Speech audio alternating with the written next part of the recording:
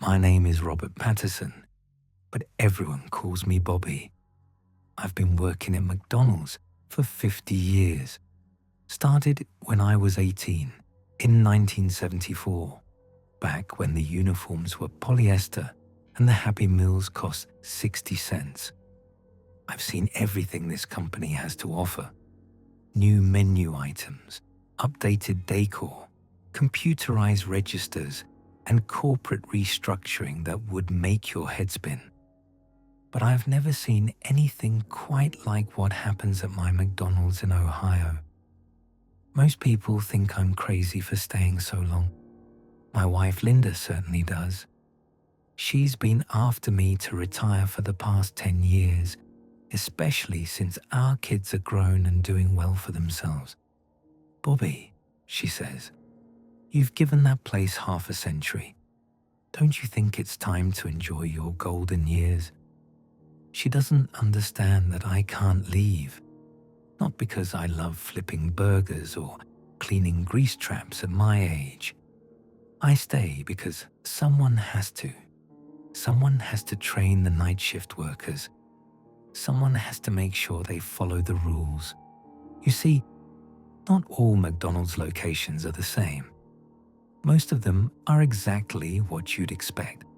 Bright, clean, predictable places where the biggest worry is whether the ice cream machine is broken again. But some locations, the older ones built on certain types of ground, they have quirks, requirements, rules that don't appear in any corporate manual. I work the night shift now, 10 at night until 6 in the morning. Been doing it for the past 23 years, ever since I volunteered to train new hires on the overnight crew. It's good work, mostly quiet, and the pay differential helps with Linda's medical bills. Plus, I've gotten used to sleeping during the day. The night shift suits me. The real reason I took this position, though, was because of what happened in 1987. But I'm getting ahead of myself. Let me tell you about the rules first. Every new night shift employee gets the same orientation from me. They think they're just company policies. Maybe a little strange, but nothing too unusual. Corporate America is full of weird rules, after all. Health department regulations, insurance requirements, franchise owner preferences. New employees accept them without question. They have no idea these rules are the only things standing between them and something far worse than a failed health inspection. Rule number 1, never acknowledge the drive-through customer at 3:17. This one seems simple enough. I tell new employees that we get a prank caller around that time most nights. Someone with too much time on their hands who likes to mess with fast food workers. The proper response is to ignore them completely. Don't take their order. Don't respond to anything they say. And definitely don't make eye contact if you see them through the window. What I don't tell them is that the register will show an order anyway. It always does. The screen will light up with items that don't exist on our menu, prices that make no sense, and a timestamp of 3:17 exactly. The total is always $6.66. I've learned to delete these orders immediately, but the system remembers them. Sometimes I'll find printouts in the morning, crumpled up in the trash, with that impossible order from the night before. Rule number 2, if the ice cream machine starts working on its own, don't use it. The ice cream machine is always broken during the day shift. Always. It's become something of a running joke with our regular customers. But at night, sometime around 1 in the morning, it starts humming back to life. The soft serve that comes out isn't vanilla or chocolate. It's something else entirely. Dark red, almost black, with a consistency that's just slightly wrong. I tell new employees that it's a malfunction, some kind of cleaning cycle that produces inedible waste. The truth is, I made the mistake of trying it once, back in 1994. It tasted like memories, specifically like birthday parties where all the children were crying. I couldn't get the taste out of my mouth for weeks. Rule number 3. The cleaning closet door must remain locked between 2 and 4 in the morning. I keep the only key during those hours. If new staff ask why, I tell them it's for inventory security, expensive cleaning supplies, corporate policy, insurance liability. All reasonable explanations that satisfy their curiosity. The real reason is the sounds that come from inside during those 2 hours, scratching like small fingers dragging across the walls, whimpering that could be pipes settling if you really wanted to believe it was pipes. Sometimes, if you listen carefully, you can hear laughter, children's laughter, muffled and distant, like it's coming from somewhere much further away than the back of a supply closet. Rule number 4. Never count the chicken nuggets in the warmer after midnight. There should be exactly 20 nuggets in the warmer at all times during the night shift. No more, no less. If there are extras, dispose of them immediately without looking too closely. If there are fewer than 20, don't restock until after 4 in the morning. I learned this rule the hard way when I was still young and curious. The extra nuggets aren't quite right. They're darker, with a texture that seems almost organic in a way that processed chicken shouldn't be. And if you look closely, which you shouldn't, you can see tiny fingerprints pressed into them, like a child had been playing with them before they were cooked. Rule number 5. If a customer orders a McSpecial, politely tell them it's discontinued. The McSpecial has never existed on any McDonald's menu, not in 50 years of service. But night customers ask for it sometimes, usually around 4 in the morning when dawn is still an hour away. They describe it in detail, ingredients that were never part of any McDonald's recipe, preparation methods that don't make sense. When they ask, just smile politely and tell them we don't make those anymore. Don't ask what they mean. Don't ask for clarification. Just apologize and suggest something else from the menu. Rule number 6. The playground is off limits after closing. During the day, the playground is full of children laughing and playing while their parents eat. Normal, happy sounds that make the restaurant feel alive. At night, we lock the playground area for insurance reasons. That's what I tell new employees. The truth is, every night at exactly 1:43, the motion sensors in the playground go off. Something moves in there, something small enough to trigger the sensors calibrated for children. But when we check the security cameras, there's nothing there, just empty slides, vacant swings, and climbing equipment that sways slightly, as if someone had just been using it. Rule number 7. Never work alone in the kitchen between 3 and 4 in the morning. This is the most important rule, and the one that new employees question the most. It seems arbitrary. Why those specific hours? Why is it safe to work alone at 2:30, but not at 3:15? I tell them it's company policy, implemented after an accident in 1987.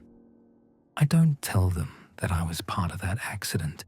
I don't tell them about Pete Rodriguez, who was working the grill by himself when I found him standing perfectly still, staring at the wall behind the fryer. I don't tell them that Pete never spoke again after that night.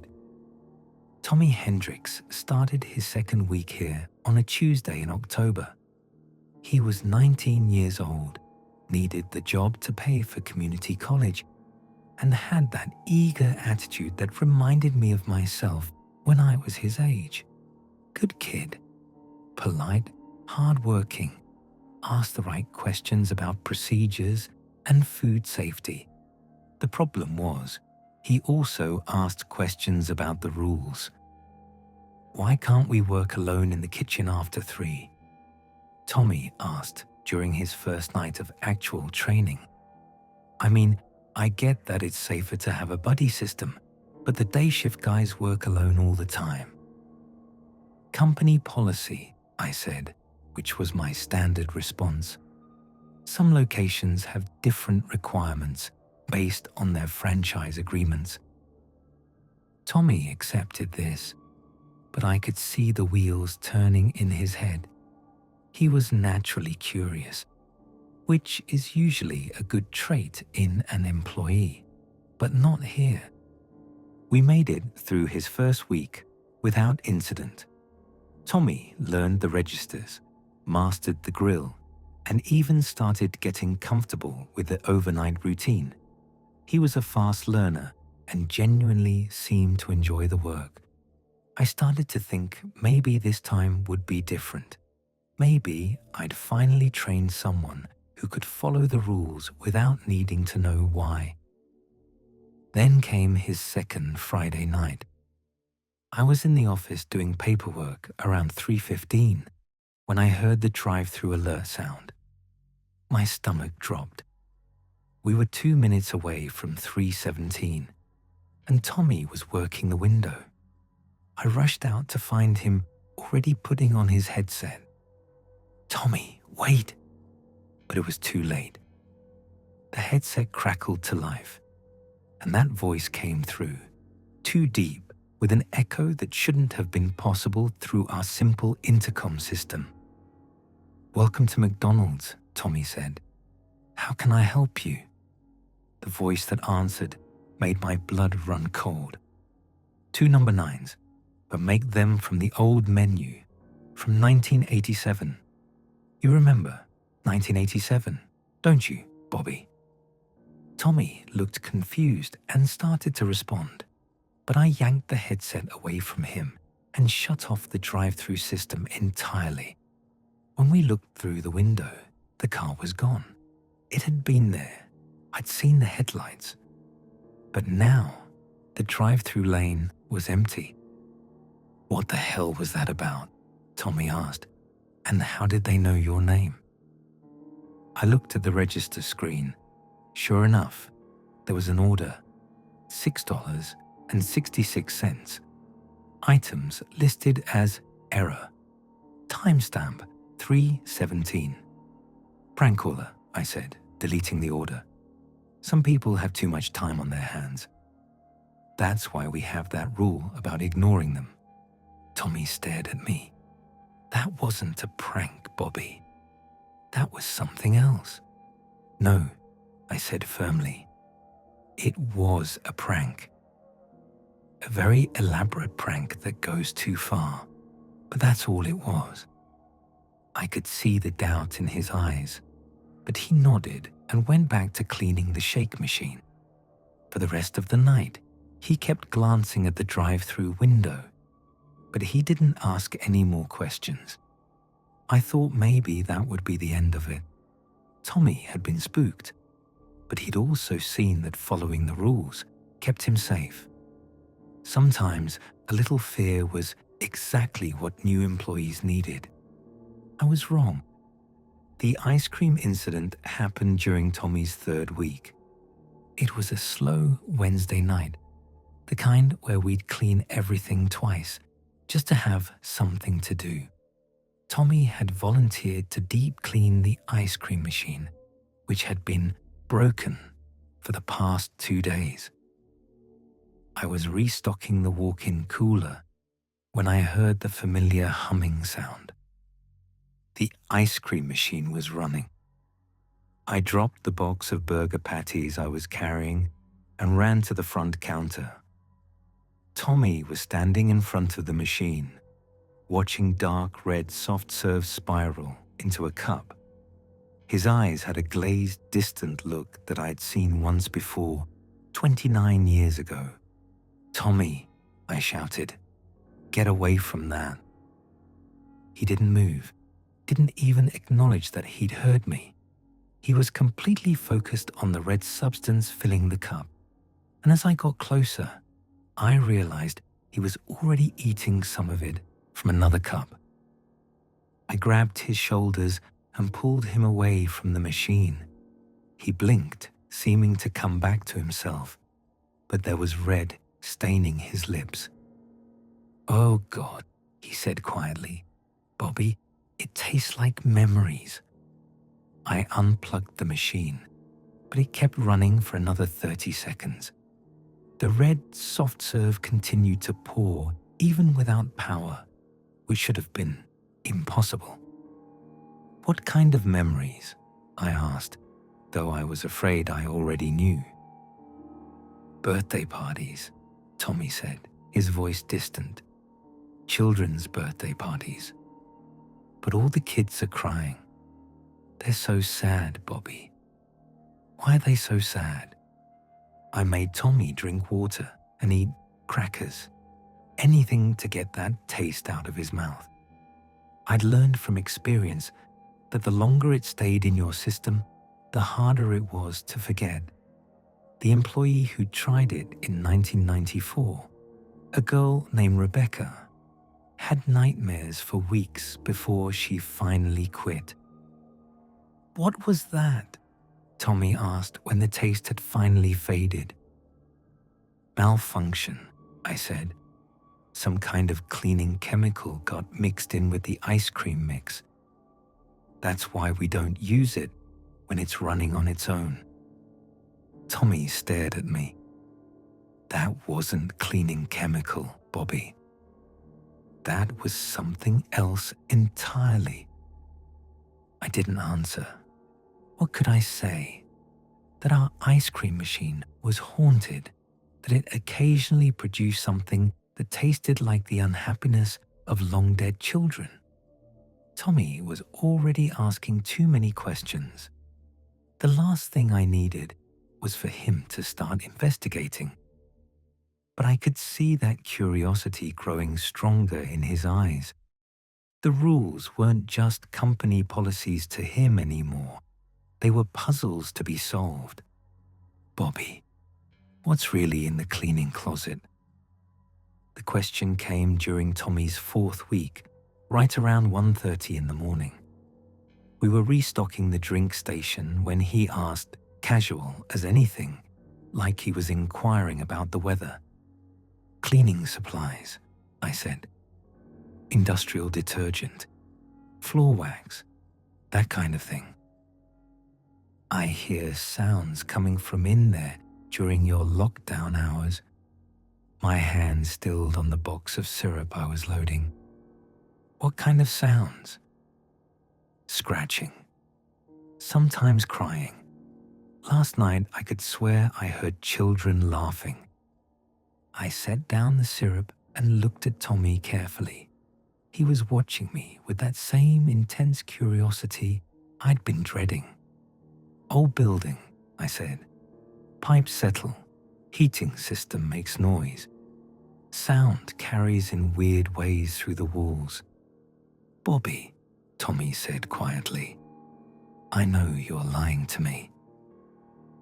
I sighed. It was inevitable, really. 50 years of working at this McDonald's, and I'd never trained anyone who didn't eventually start asking the hard questions. Most of them quit before they got too deep. A few, like Rebecca, stayed long enough to get hurt. One or two, like Pete Rodriguez, stayed long enough to get broken. Some things are better left alone, Tommy. What happened in 1987? The question hit me like a physical blow. How do you know about 1987? The 317 customer mentioned it. and you said the kitchen rule was implemented after an accident that year. Tommy leaned closer. What happened, Bobby? I looked around the restaurant, at the familiar red and yellow decor, the gleaming equipment, the normal everyday setting where impossible things happened every night. How do you explain 50 years of carefully maintained ignorance? How do you tell someone that some knowledge comes with a price? I was 27, I said finally. Been working here for 13 years, thought I knew everything about this place. There was another guy on the night shift then, Pete Rodriguez. Good worker, about my age, had a family. Tommy waited, not interrupting. Pete was curious, just like you are. Asked the same questions, noticed the same strange things. One night, around 2:30, we were hearing the usual sounds from the cleaning closet, scratching, whimpering, that soft laughter that could almost be pipes settling if you really wanted to believe it. I closed my eyes, remembering. Pete wanted to investigate, said we had a right to know what we were dealing with. I tried to stop him, but he was determined. He took the key from my belt while I was in the walk-in cooler. What did he find? I don't know, I said. When I came out, the closet door was open and Pete was standing inside, completely still, just staring at the back wall.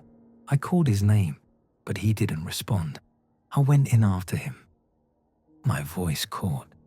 Even after all these years, the memory was vivid.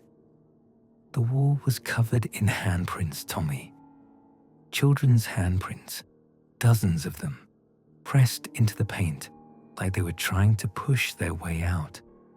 But the prints were coming from the inside, like something was trapped behind the wall and trying to get out. Tommy's eyes were wide. What happened to Pete? He never spoke again, not one word. Worked the rest of his shift in complete silence, quit the next morning, and never came back. I heard he moved away with his family a few months later. I've kept the closet key ever since, made sure no one else makes the same mistake. Bobby, Tommy said softly, what is this place? I don't know, I admitted. But I know it's old, and I know something happened here long before McDonald's was built. Something that left echoes. Tommy was quiet for a long moment. Then, I looked up the building records online. This location was built in 1974, the same year you started working here. So, the previous building was a daycare center called Little Sprouts. It operated from 1968 to 1983. My blood ran cold. Tommy, you need to stop researching this place. The daycare closed after a series of incidents. Children disappearing during nap time. 7 kids over the course of 2 years, just gone. No trace, no evidence of kidnapping, no bodies ever found. Tommy ... The cases went cold. The daycare closed, and then McDonald's bought the property and built this location. He looked at me with growing understanding. You started working here the same year it opened. You've been here through everything. I felt the weight of 50 years settle on my shoulders.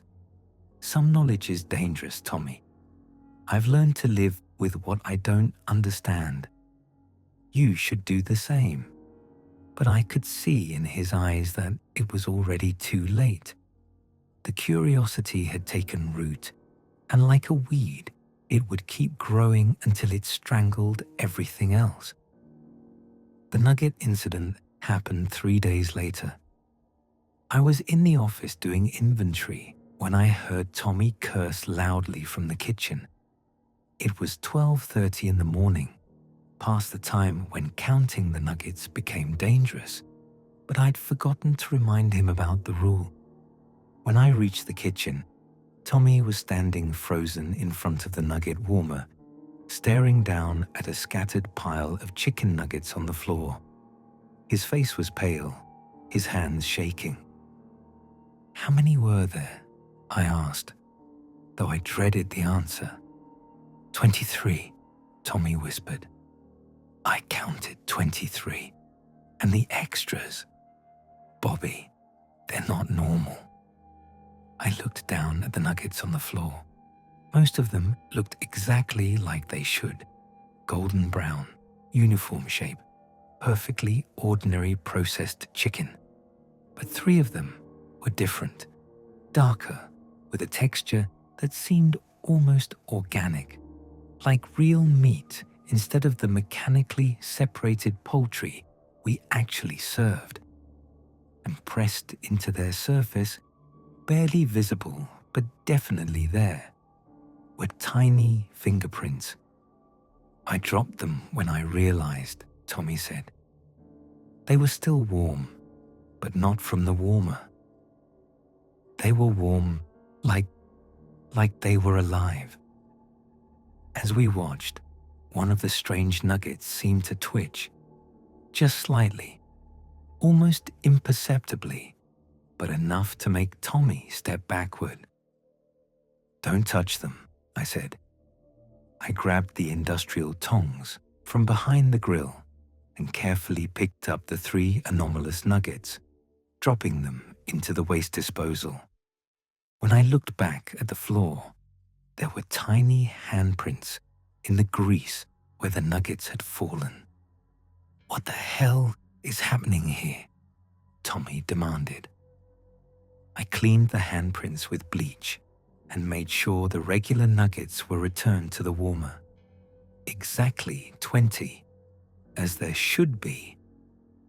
"I don't know," I said honestly, "but the rules exist for a reason. When you follow them, things stay manageable. When you break them," I gestured to the floor where the handprints had been, "this gets worse." Tommy stared at me. "How long have you been dealing with this?"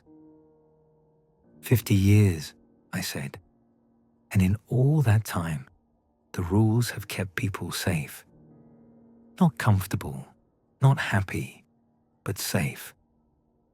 What happens if we stop following the rules?" I thought about Pete Rodriguez, standing motionless in the cleaning closet. I thought about Rebecca, who quit after weeks of nightmares about crying children. I thought about all the employees over the years who'd lasted a few weeks before finding other jobs, sensing something wrong, but never quite figuring out what. "People get hurt," I said. "People disappear. People change in ways that can't be undone." Tommy was quiet for the rest of the shift, but I could see him thinking. The gears in his head were turning faster now, processing everything he'd learned. I knew I was losing him to the curiosity, just like I'd lost Pete and Rebecca and all the others. But this time felt different. This time felt final.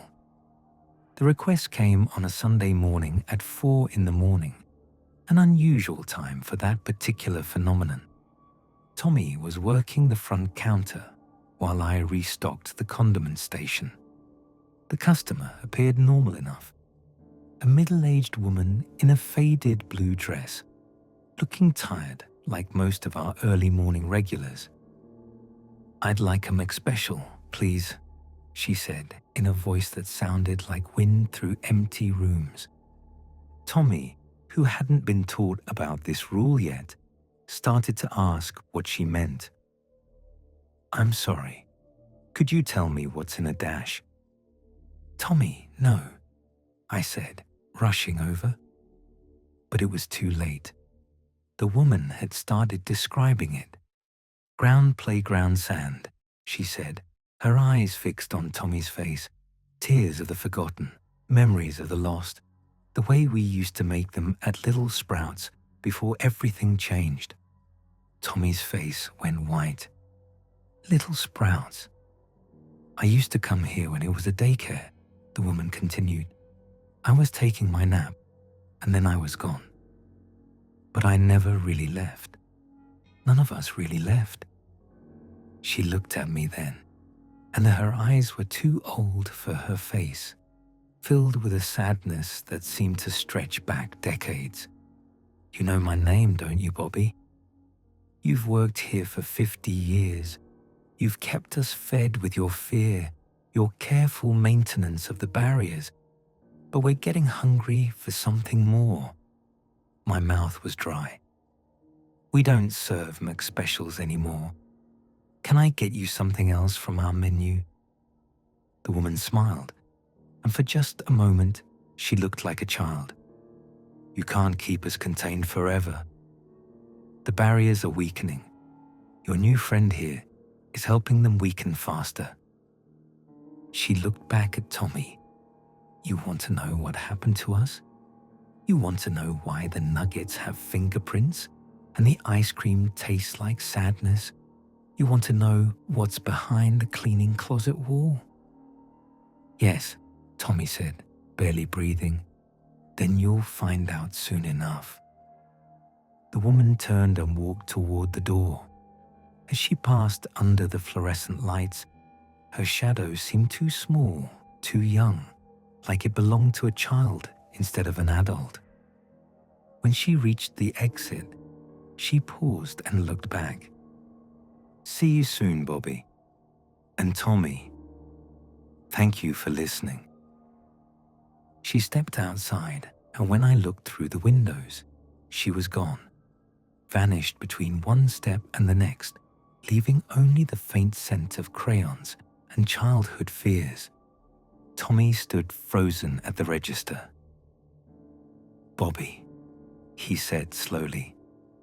What did she mean about keeping them fed? I closed my eyes. 50 years of careful maintenance, of following rules and maintaining boundaries, and it was all falling apart because one curious kid couldn't leave well enough alone. Tommy, I said, I think it's time you transferred to day shift. No, he said firmly. I want to know what's really going on here. I want to know what happened to those children, and I want to know why you've spent 50 years protecting whatever took them.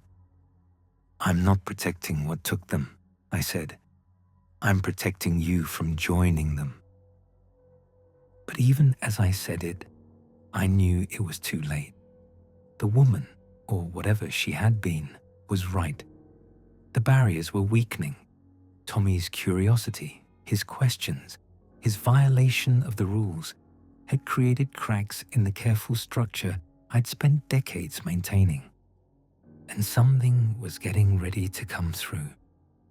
Tommy's last night of training was supposed to be routine. I'd planned to recommend him for a transfer to the day shift, get him away from here before his curiosity got him into the kind of trouble that couldn't be undone.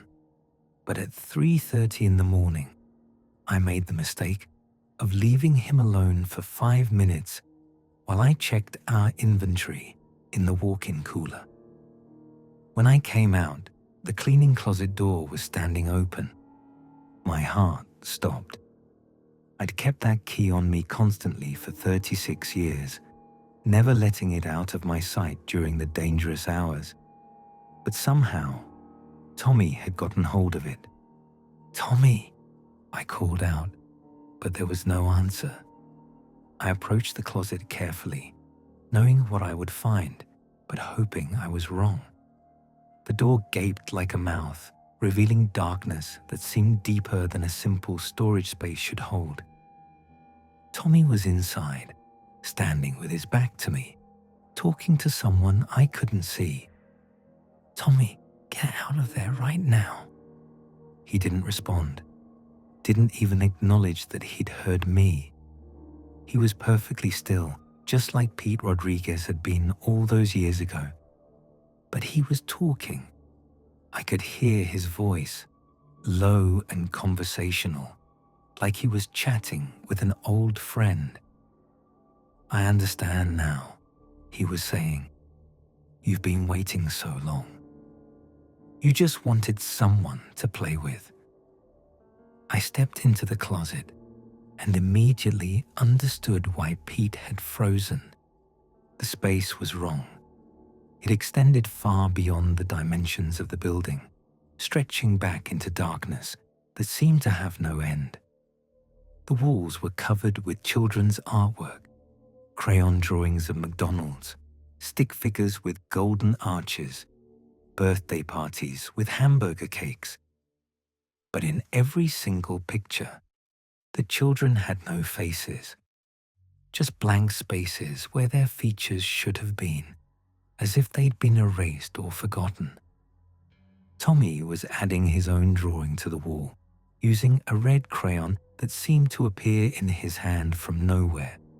His drawing showed the restaurant at night with two figures working inside, one tall, one shorter. The taller figure had my face, drawn in careful detail. The shorter figure was faceless, like all the children in the other pictures. "Tommy," I said, reaching for his shoulder. He turned to look at me, and his eyes were completely black. Not just the pupils, everything.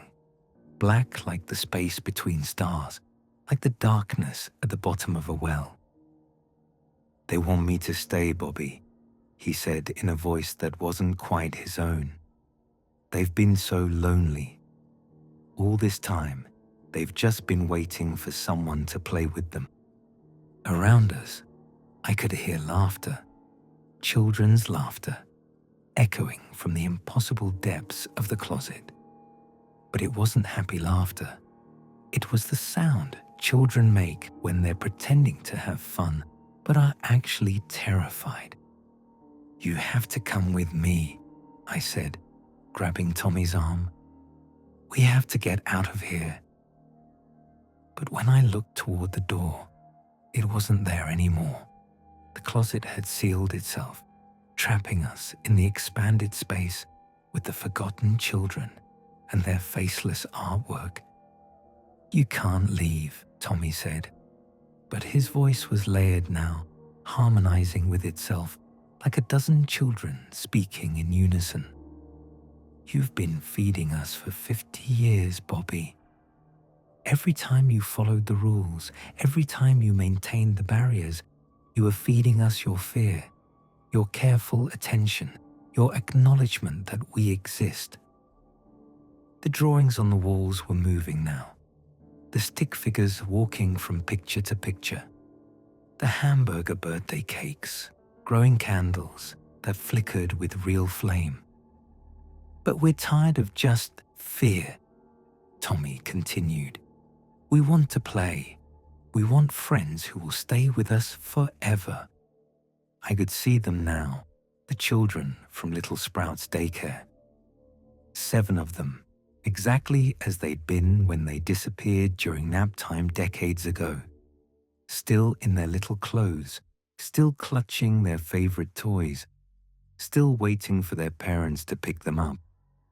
They looked at Tommy with expressions of desperate hope, like he was the answer to prayers they'd been whispering for 40 years. "Time to join us, Bobby," Tommy said.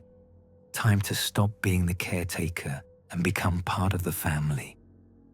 But even as the walls closed in around us, even as the impossible space contracted to trap us forever, I saw an opportunity. The children weren't evil. They were lonely. They weren't trying to hurt us. They were trying to keep us. There was a difference, and that difference might be the key to getting Tommy out, alive. "I'll make you a deal," I said, addressing the children directly. Their faceless drawings turned toward me, waiting. "I'll stay. I'll be your permanent caretaker. Keep the barriers strong. Make sure no one else disturbs your rest. But Tommy goes back Tommy gets transferred to day shift and never works nights again. The children whispered among themselves in voices like wind through playground equipment. "You would do that?" one of them asked, speaking through Tommy's mouth. "You would give up your life, your family, your world outside just to save one person?" "Yes," I said without hesitation. "That's what caretakers do." The whispers grew louder, more excited. Then, slowly, the impossible space began to contract. The walls moved closer together, the artwork faded, and the darkness receded until we were standing in a normal storage closet again. Tommy blinked, his eyes returning to their natural brown color. He looked around, confused, as if waking from a deep sleep. "Bobby, what happened? How did we get in here?" "Go," I said, pushing him toward the door. "Go home. Tomorrow, put in for a transfer to day shift. Never work nights at this location again." "But what about—" "Go!" Tommy stumbled out of the closet, still confused, but following instructions. I heard his footsteps fade as he gathered his things and left through the back exit. I was alone now, but not really alone.